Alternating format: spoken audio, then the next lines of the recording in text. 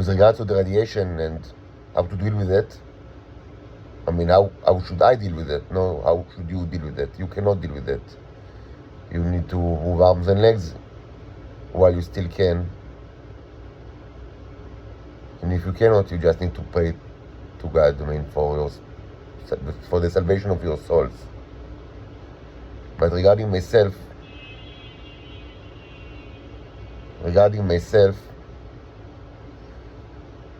I always understood, and I've spoken about it years ago, and this is also featured in my art, but more so in my travels, that I understood that there is a chance that nobody will move an arm or a leg. Because if they wanted, they would have done it long ago. The general circumstances of my torture are well known, certainly for the Americans that are, of course, the managers, but also to many other people.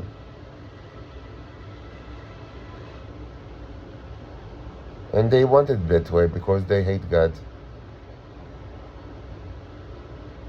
And also because they want the radioactive materials, and they want the robots, and they want the money, and they want the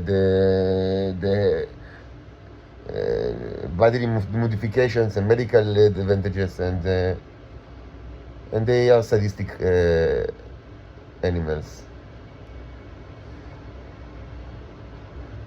So if they wanted to move arms and legs, they probably would have done it. And of course, the Israelis are now flashing, the media with all sorts of like ridiculous propaganda.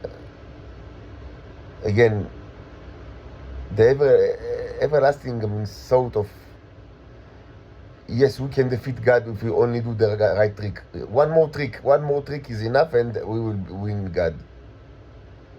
I mean, these are humans. What can you say? These are humans. So this stupidity continues while the world is burning.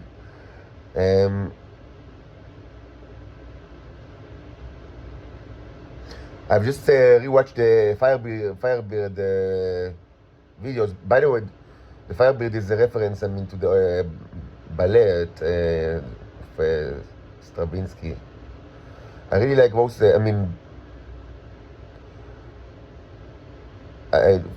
Firebeard and also Petrushka and the Rite of Spring. I think the three are excellent.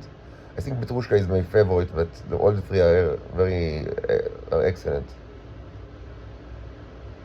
So I rewatch it, and you can actually see more than 6. At least 10 actually can be identified in these videos. And you can, I think that you can. It's like. I've seen it in my own eyes, and you can see much more. With the eyes and with the iPhone camera, but even the iPhone camera is enough to show that these are starships actually. Unless you have any kind of like extraordinary explanation, but you don't.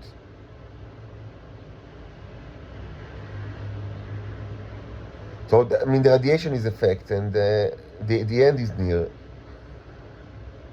So with regards to my plans, if no one will rescue me and my daughters from this hell, I don't know if it will take a day or 2 days, 8 days, 12 days, but not much more than that. When there will be nothing in Israel, only charcoals, and probably not much else other places. But nothing in Israel, not a living thing, animated or non-animated, Titan or human, nothing. Only the cherubs, which is me and my daughters, and probably their mother will be spared as well.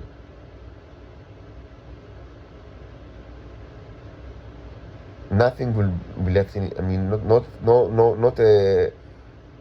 Not a Titan or Homo sapiens. Nobody.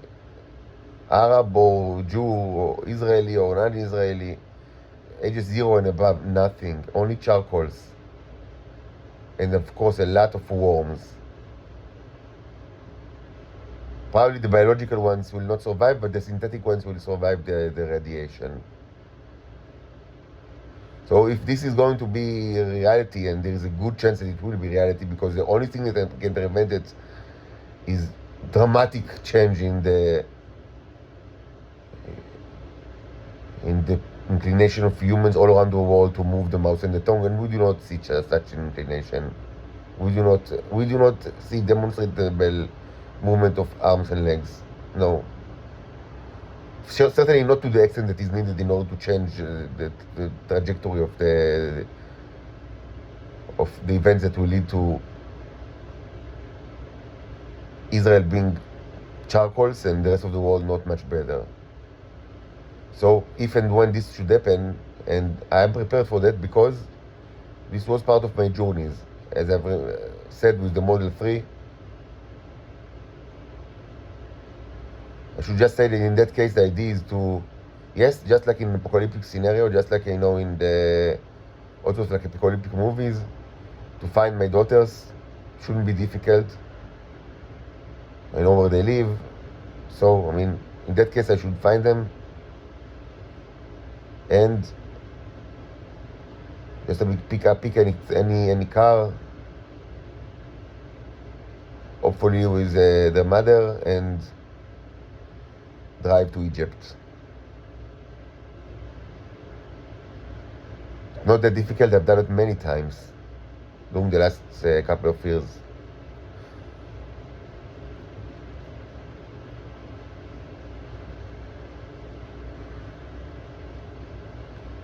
Probably along what's it called, the Kvish Arava. I've done it many times.